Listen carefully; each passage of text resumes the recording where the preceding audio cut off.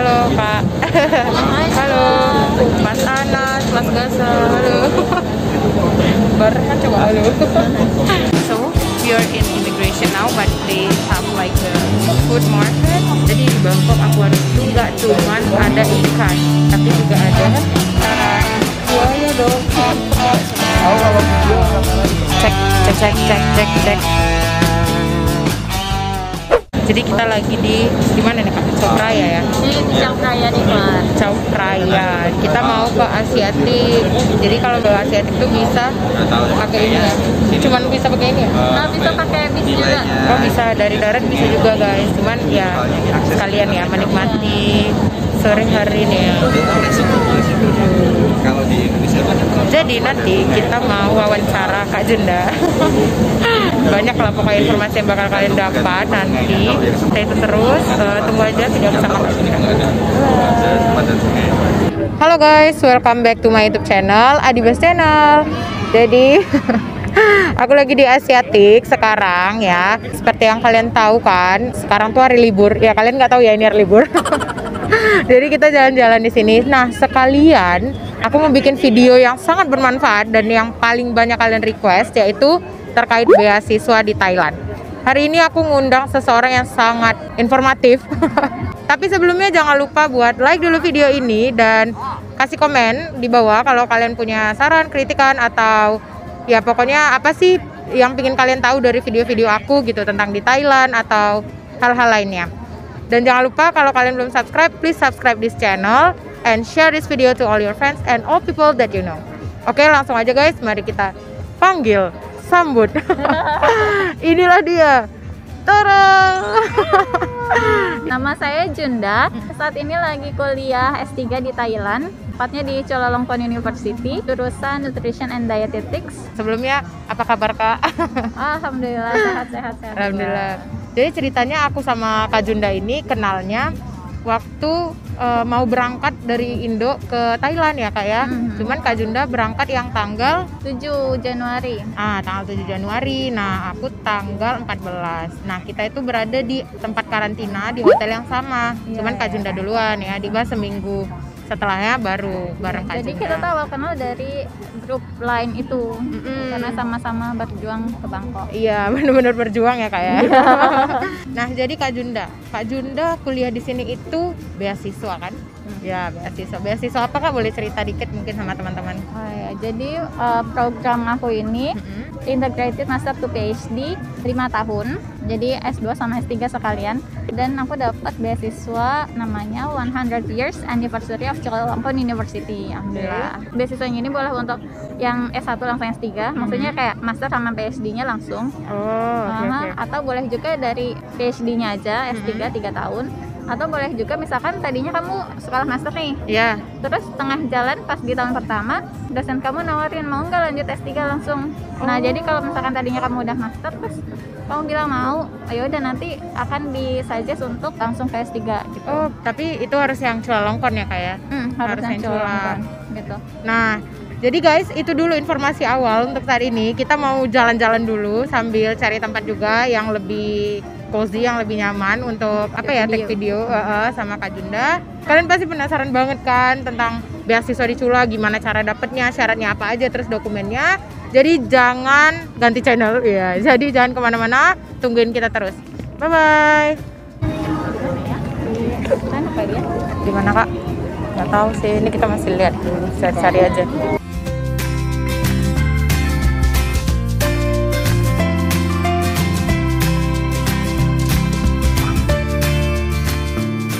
Yang halal nggak banyak lah ya Kak ya? Nggak banyak halal di depan. Paling tempat biasa itu ya. Iya. Kita.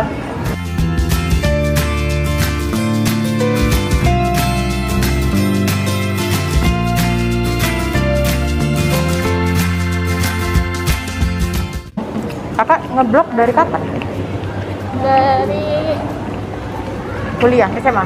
sebenarnya ngeblok dari kapan ya? Aku lupa deh, dari kuliah. Dari kuliah? Ya, dulu tuh ada pelajaran tentang nutrition education. Terus disuruh bikin blog. Wow. Tapi jarang aku tulis gitu. Terus sampai tahun 2015 Aku kan ke Korea terus ketemu sama temen aku yang Wah, senang ngeblog juga. Dan orang Korea? orang Indonesia, Oh, orang student Indo. di Korea. Ketemu temen aku, ketemu suami aku, terus diajarin pakai WordPress. Dan Oh, pokoknya ngeblok yang lebih serius gitu ya? yang nggak serius gitu. Maksudnya kayak lebih sering aja sih. Jadi setelah itu jadi lebih sering ngeblog. Oh, jadi hobi gitu nggak sih kak? Maksudnya Iya. jadi kayak kebutuhan, maksudnya kalau nggak ngeblok tuh kayak ada yang kurang gitu ya? Jadi kayak apa ya? Kita Kalau mana, aku San? bosen, Si kita bapaknya cari mau foto. Bapaknya foto. Si Desi. Jadi kayak kalau aku bosen, aku ngeblog. Oh, bisa kan nih? Duduk sini kita ya. Lanjut lagi. Oke. Nah, sini aja. Halo guys. Jadi di sini kita kedatangan satu tamu lagi. Tadi lu belum dikenalin ya kan? Halo, namaku Andita. Kuliah di Cula, jurusan Medical Science, ambil PhD juga. Alhamdulillah dapat beasiswanya ASEAN and non ASEAN Scholarship. Ini masih tahun pertama, jadi aku masuk di second semester. Jadi kan kakak-kakak yang cantik-cantik yang udah diundang di sini banyak banget tuh subscriber dan viewer Diba yang nanyain tentang beasiswa gitu, terutama sih di Cula ya. Jadi kalau Kak Junda tadi beasiswanya 100 years anniversary of Chulalongkorn University. mungkin itu dari ini dulu kali ya, persyaratannya dulu. Di 100 years anniversary itu pertama TOEFL minimal 500. Terus IPK. Kalau misalkan kamu dari S1 terus pengen langsung ke S3, misalnya lulus S1 terus pengen langsung ke S3, itu minimal IPK-nya 3,25 dari skala 4. Tapi kalau misalkan dari master, misalnya kamu udah lulus master terus pengen lanjut S3, itu IPK-nya 3,5 minimal. Terus surat rekomendasi dari dosen Berapa banyak? 2. Transkrip. Oh, transkrip ya, ya transkrip. Itu Transkrip ijazah. dokumen ya. Jadi persyaratan administratif itu meliputi IPK. IPK-nya 3,25. Kalau aku kan kebetulan dari S2 ke S3 ya. Jadi kalau yang S2 itu IPK S2 ke S3, IPK S2-nya minimal 3,25. Terus bahasa Inggris, nah itu tergantung fakultas ya. Kebetulan kalau fakultasku minimal kalau TOEFL ITP itu 525. Atau IELTS-nya 6. Nanti kalau misalnya pengen ambil TOEFL IBT tinggal disetarain gitu. Kebetulan karena aku kemarin nggak ada IELTS karena pandemik, jadinya kemarin aku ambil TOEFL IBT gitu. Bisa. Kalau TOEFL bisa dipakai apa aja? Kalau yang TOEFL itu TOEFL ITP, terus abis itu TOEFL IBT, IELTS, sama kalau misalnya nggak bisa itu semua bisa ambil yang dari Cula itu loh, CUTEP. Nah, itu terus rekomendasi tentunya itu ya. Dua juga. Kebetulan aku kan udah kerja, jadinya aku rekomendasinya kemarin dari tempat aku kerja sama dari dosen pembimbing waktu S2 dulu gitu. Berarti nggak harus dari dosen ya Kak ya? Kalau kita udah kerja lebih bagusnya dari yang tempat kerja sama ada dosen pembimbing waktu S2. Tapi kalau misalnya belum kerja dosen semua gitu. Cuman kalau ASEAN non ASEAN scholarship itu mereka itu lebih suka yang udah kerja tuh untuk yang S3 ya, untuk penerimaan S3 ya.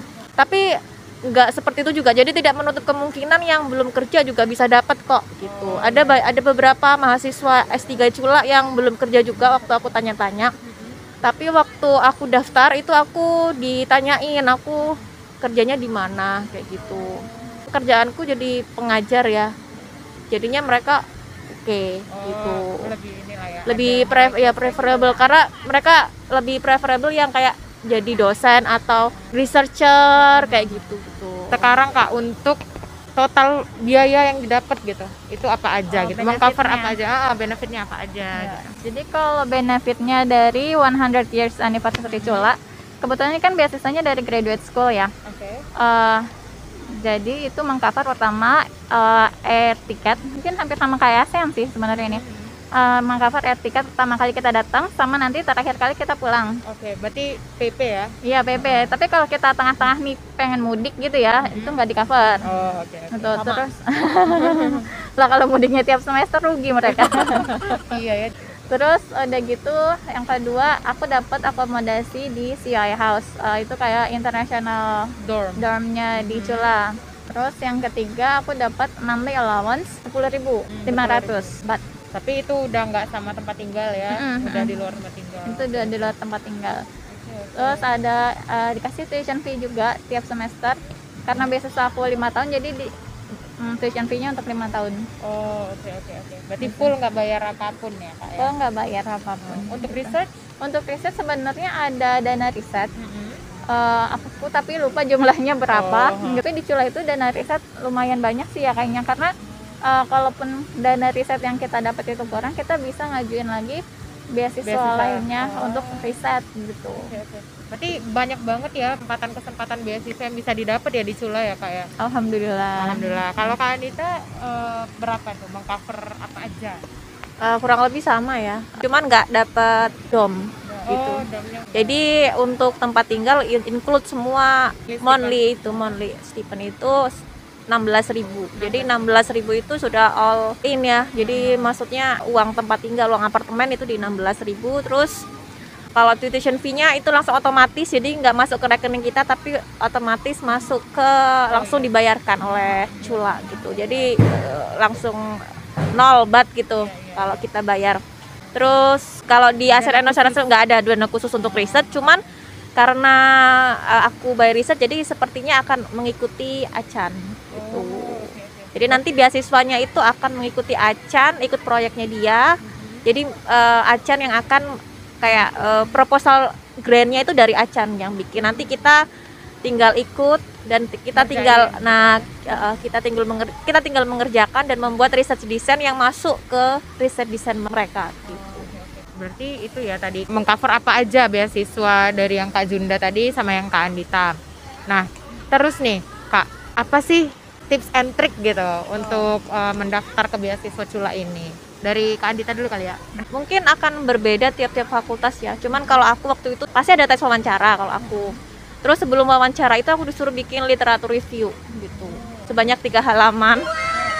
Mungkin karena mungkin aku by riset jadi harus aktif untuk publish kayaknya ya. Aku juga nggak ngerti. Mungkin nanti Mbak Junda apakah juga seperti itu dulu? Iya. Karena aku dulu disuruh bikin literatur review gitu. Di awal sebelum wawancara? Ya, di awal sebelum wawancara. Jadi memang katanya profesornya minta kamu bikin literatur review gitu.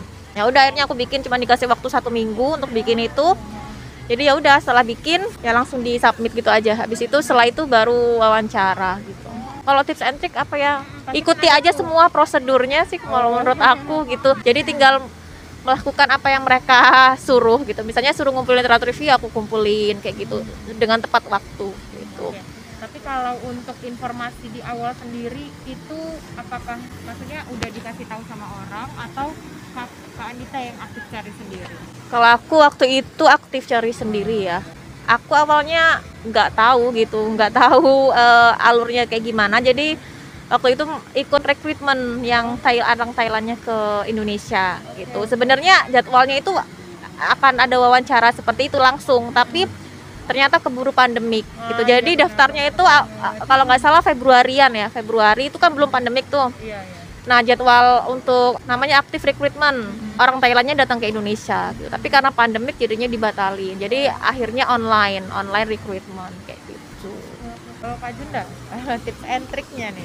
Tips and triknya. Kan beda-beda ya pengalamannya tiap orang. Kebetulan kalau aku waktu itu tahu infonya dari teman aku. Jadi teman aku karena masih di kampus kan dia ada info, ada kerjasama dari IPB sama Chula. Aku kebetulan S1-nya di IPB. Jadi daftarnya lewat dosen aku. Jadi aku kayaknya dimudahkan di situnya. Jadi aku apa-apa prosesnya ke dosen aku yang udah langsung kirimin gitu. Tapi kalau secara umum prosesnya ya sama aja ya, kayak ada wawancara juga, ada seleksi berkas juga gitu. Terus pastikan kayak TOEFL itu masih valid dalam 2 tahun gitu. Karena waktu itu kekurangan aku adalah karena aku tahu infonya mendadak dan nggak siap apa-apa. Jadi belum tes TOEFL-nya udah expired. Gitu, TOEFL skornya udah expired dan akhirnya aku harus tes ulang dalam waktu dekat gitu. Jadi persiapkan berkas itu sebaik mungkin gitu. Terus ya ikutin aja jalurnya, dan kalau bisa engage terus sama dosennya gitu kan. Kalau misalkan jangan orang putus kontak gitu ya. jangan putus kontak gitu. Kalau misalkan mereka balas email, ya kita balas enggaknya thank you, well received gitu loh ya. Ya untuk menghargai kalau emailnya udah diterima dan kita udah terima kasih gitu ke mereka. Untuk bangun komunikasi juga gitu Bangun ya. Kak, ya? komunikasi, ya betul. Oke guys, itu tadi tips and triknya. Jadi kurang lebih sebenarnya untuk beasiswa dimanapun ya kayak gitu ya, kurang lebih alurnya gitu. Nah ini nih yang perlu ditanyain. Kesulitan atau kendala kuliah di Thailand tuh apa Kak? Pasti banyak ya, pasti semuanya jawabannya yang pertama bahasa. Iya. Kalau aku di sini mungkin karena aku udah 6 tahun ya, dan aku basically bukan akademisi, jadi agak-agak kagok dengan sistem dan perisetan, penelitian. Aku tuh nggak terlalu into itu dengan dunia itu gitu ya.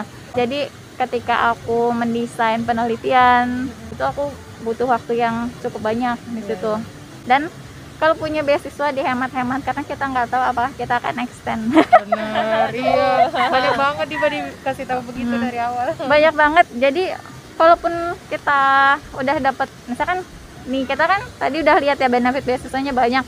Jangan tergiur dulu, coba tanyain sama senior yang udah di sana bagaimana pengalamannya di sana, apakah lancar-lancar aja atau enggak gitu. Karena di jurusan aku sendiri sebenarnya nggak selalu mulus-mulus aja gitu. Banyak banget yang molor dari waktu yang seharusnya. Bahkan ada juga yang DO gitu. Angkatan aku 40%.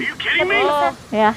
Ya banget ya. So far ya gitu. Tapi yang bukan buat nakut-nakutin gitu. Makanya tiap jurusan itu beda-beda, tiap orang punya nasibnya sendiri-sendiri. Bener banget. Gitu. Semoga kita menjadi orang yang beruntung ya. Banyak-banyak sedekah.